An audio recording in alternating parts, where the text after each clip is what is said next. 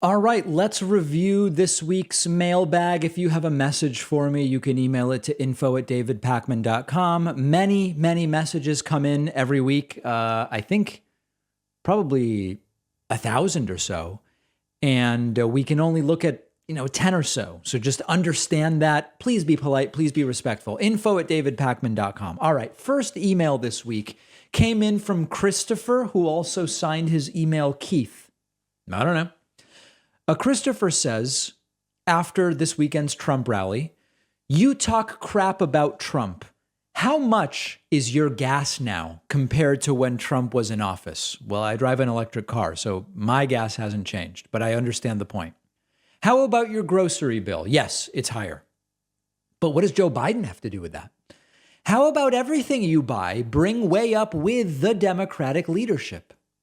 Don't understand why you dummies can't look at numbers instead of your personal political opinion. F Biden and F you. Well, that's exactly what I do.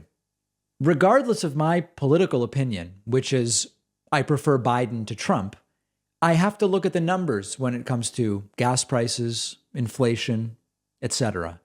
And when I look at the numbers, I see that those things are up all over the world. And I see that those are not phenomena that depend on the American president to any significant degree. I'm not going to do it. I respect you too much in the audience to do my what can presidents do about gas prices rant a second, third, what it must be probably the fifth time now. So I'm not going to do that. But it is exactly because I do look at the facts that I come to the conclusions I come to. And Christopher, or Keith, I don't know, is welcome to call into my show anytime, and we can talk about it. Next, Gil wrote in, also about the Trump rally over the weekend, and said, you seem to laugh at Donald Trump. I think you don't know very much. USA is a corporation. USA Inc. since yesterday. USA become a republic, like if was before. And one more thing, Donald know more than you about political rules in Michigan. Well, I couldn't possibly say it any better myself. And this is just such a wholesale destruction of my ideology and worldview that I won't even try to respond to Gil because it's just too much. It's just overwhelming. Okay. Next email is from Darius. Darius says, new subscriber here. You killed Air with Darlene. David, I stumbled on your YouTube videos a couple of years ago and have been evangelizing you to my friends and finally decided it's time to pay for solid journalism. So I am now a subscriber supporting the work you do. I love it. Just remember, I do commentary, not journalism. Important distinction. Darius goes on to say, however, your interview with Diana Swafford, it was Darlene Swaffar. Okay, but it doesn't matter. I know who you mean. Put you in the category of why doesn't this guy have his own MSNBC or CNN show? Your interview, oh boy, was absolutely brilliant. You were respectful, even complimentary. Your poker face was amazing and critical to keep her from walking off. You parsed the oil issue brilliantly. Dude, you need an agent to up your game and get a broadcast cable show. This country needs people like you. Please try to do more interviews like these. Well, I really appreciate that. I have an agent. We are not trying to get me on MSNBC or CNN or Fox or whatever. I'm very happy with what I'm doing. I don't want to have 10 bosses at any of those places. I don't think they want me there either. But I so appreciate the kind words from Darius about this. And we are trying to get more of those interviews lined up with 2020 candidates on the right and on the left. We're doing it all. We're doing it all. Next, let's go to an email from Teresa. Teresa said, is there a way I can gift more than one membership at a time? David said on air that there were over 600 hoping to become members. I'd like to offer several gifts anonymously. Thank you. Yeah, so Teresa is asking a perfect question. One of the biggest things people in the audience wanted was they wanted to be able to gift memberships on our website. They would write in, they would say, sir, I have a membership, but I want to give some memberships away. Can I do that? And up until 2 weeks ago, the answer was no. But we listened. We have a new plugin on our website, joinpakman.com, which when you go through the checkout now, there's a box and it says, is this a gift? And if you check the box, your membership will be added to our queue, which we can give away. We've given away about 100 memberships so far, thanks to gifts. But we do have now, it's not even 600, it's now 670 people waiting for a membership. So we are going to try, Teresa, to make this a possibility where you can just do 10 at a time, 20 at a time, 30, just dump memberships in. We're going to try. But in the meantime, you can still gift individual memberships one at a time. What a generous audience. Beautiful. Spencer wrote in about my use of the term bad faith. Spencer says, hey, David, I've been watching your show for well over a year now and have a request that seems simple, but it may take some time to elaborate on the answer. Could you give a definition or explanation on the phrase bad faith in terms of political questions and comments? I personally haven't had an issue agreeing with you whenever you use it, but it may help others understand why you use that phrase to dismiss certain talking points and ideas from both the right and left. So here's the thing. There's two answers about what we mean by bad faith. The first one is you sort of know bad faith when you see it. And what I mean by that is you might remember when I appeared on the Jesse Lee Peterson show, and he asked me, what is love? And I knew that it was a bad faith question to try to wrap me up into some kind of homophobic thing. And so I didn't even take it seriously. I said, oh, Jesse, love when you see it. It's sort of ethereal. And I don't know what I said. I just kind of laughed it off.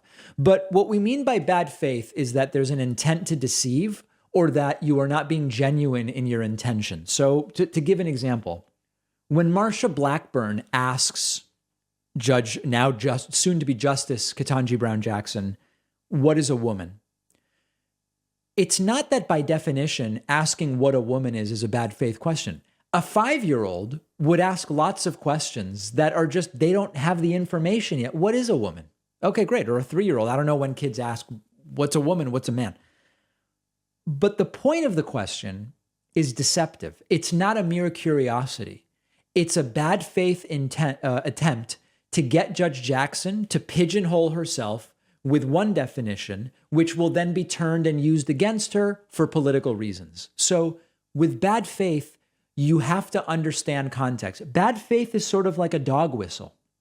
The idea of a dog whistle is the same way that if you blow a dog whistle, the dogs hear it, but humans don't, or at least it's not as loud. Okay. It's the same type of thing with dog whistles, where if you didn't understand, listen, imagine that you're from a society that has not had contact with the West, call it, okay?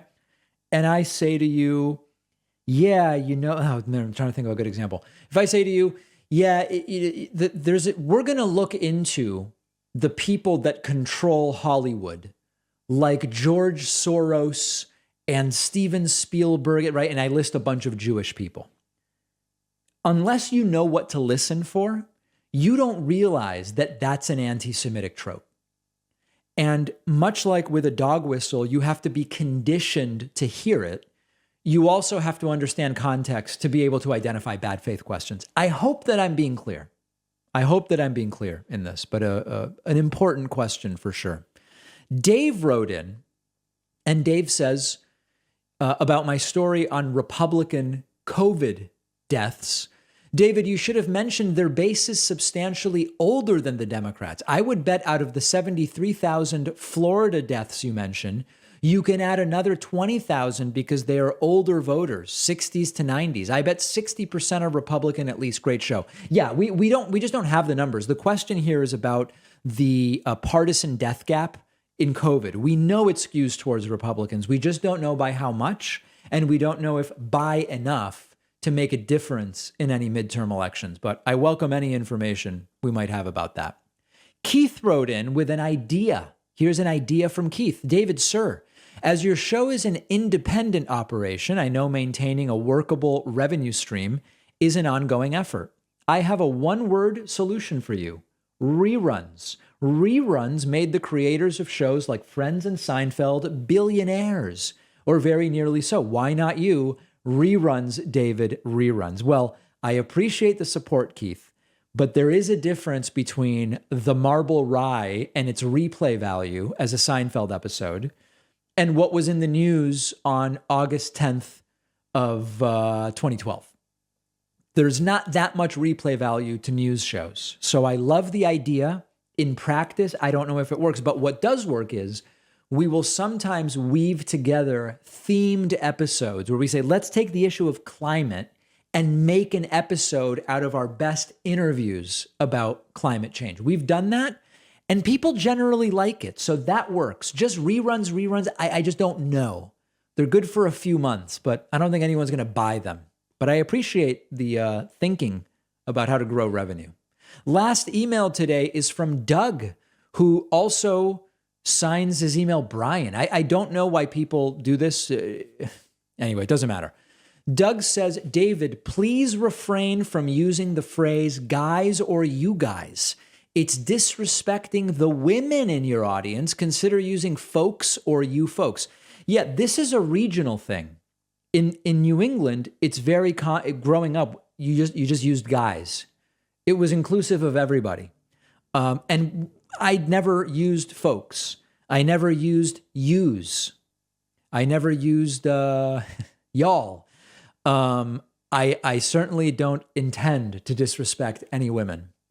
But if you agree with Doug or Brian, maybe you agree with Brian and disagree with Doug. I have no idea. This is from Doug/Brian.